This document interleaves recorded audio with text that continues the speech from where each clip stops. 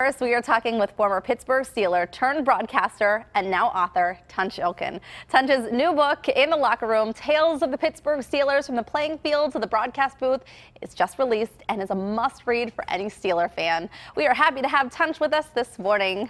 How are you? I'm great, Heather. Thanks for having me. You're a busy man, that's for sure. I am, yeah. After here, I got to go do the radio show. Of course you do. Last night, we were there at Heinz Field till pretty late. So you were there, so you got to give us your take on what happened. I know a lot of people are asking, what happened with the refs? First of all, that non-call by the offensive tackle, it was so obvious. Everybody in the stadium saw that. And so happens that he played the same position I did, right tackle. If I ever did that, I would have got flagged. Yeah. I never got away with one of those jumps, and I really was shocked. And, the whole game kind of stunned me. I mean, the first half, I thought the Steelers did a great job of pressuring Phillip Rivers, stopping the run, very aggressive both offensively and defensively.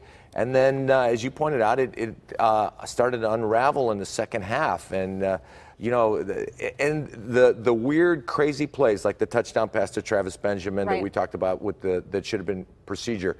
And then Joe Hayden's got a pick in the end zone, and Sean Davis, the safety, comes over, jacks him up. The ball pops up in the air, and Keenan Allen catches the ball, and now it's a touchdown. And on the punt return for a touchdown, there was a clip on that. Brian Allen got clipped. They didn't call that. So, I mean, I'm not blaming the refs, and I'm not making excuses, but it was one of those games that you kind of walked away going, and they shouldn't have lost that one. Well, and offsides 3 times. Yeah. We gave the Chargers 3 chances at that last-minute scoring. So, yeah, certainly a tough loss last night.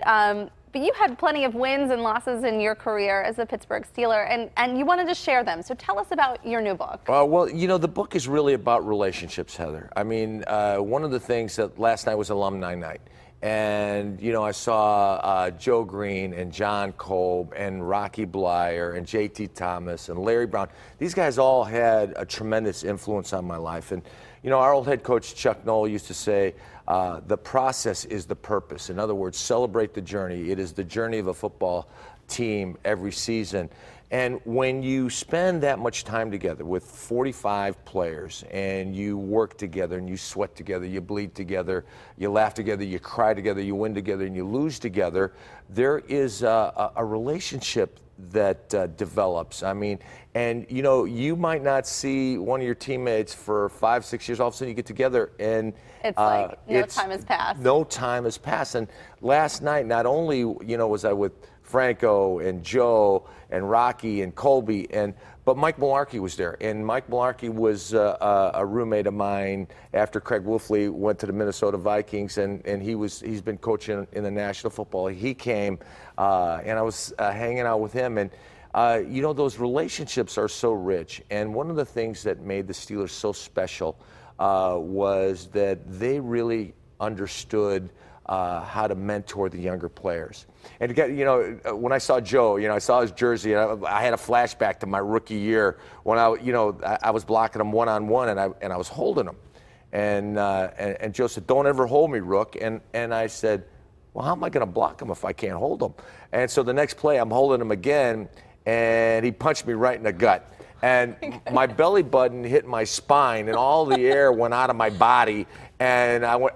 And I went back to the huddle, and I looked at Wolf, and I said, "Good coaching tip, don't hold Joe Green." And so, but the beauty of that was every day I would work against Joe, and he would kick my tail. But then as my rookie year started getting later into the season, he started coaching me up. He said, "Tunch, do this with your hands more, do this and that." And then I started, he's the guy I'm playing against, yet he's mentoring me. Right. And then at the end of the season, towards the end of the season, like I think with maybe 2 or 3 games left, we're walking off the field, off the practice field, and he said, "Tunch, you're getting better." I couldn't wait to get home and call my dad. I go, "Dad, Joe Green said I'm getting better." So there's stories like this. And, John Kolb had a tremendous impact on my life. I used to go to a Bible study at his house, and he encouraged me to have a Bible study at my house. And Mike Webster and Craig Wolfley. Wolf's in the book. I tell a lot of stories about game situations where, whether it was when we played the Houston Oilers in '88 and '89 with Jerry Glanville, and there was all sorts of fights and, guys taking up for one another. And it was, reminiscing about the chief, Art Rooney, who, he used to always walk by me and said, Tunch, how are things in Turkey? He said, are they still killing each other over there? Just like Ireland. He used to always say that to me. And then, the humility of the chief and Mr. Rooney and, stories about Chuck. Well, so being a broadcaster now, do you see any difference with the relationships?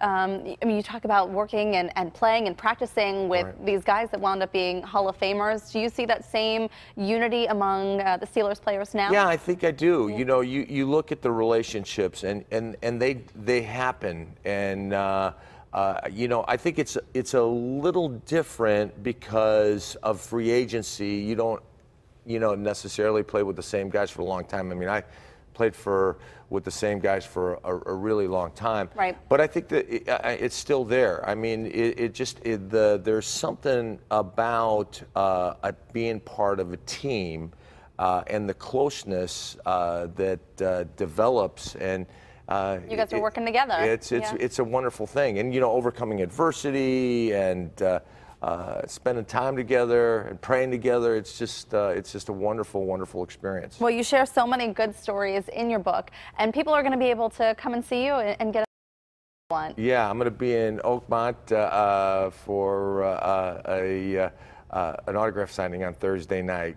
That's great. And this is actually your second book. Yeah, wrote a book, co-wrote a book about leadership, and I did a bunch of leadership conferences in that book or before that book, and one of the guys, Damian Williams, who I did the leadership conferences with, he said, "Man, there's a book here," and I never thought that there would be a book here, but everything I learned about leadership, I learned from the Pittsburgh Steelers. That's great to hear. I learned from the chief. I learned from the ambassador. I learned from Art. I learned from Coach Noah. I learned from Joe and the rest of my teammates. Well, it's fantastic. And thank you so much, Tunch, for joining us this morning. We appreciate you taking some time out. Well, thanks so much, Heather. And again, the book is In the Locker Room by Tunch Ilkin. You can meet Tunch at a book signing this Thursday night, as you heard him say, at 7 o'clock. He'll be at the Mystery Lovers Bookshop in Oakmont.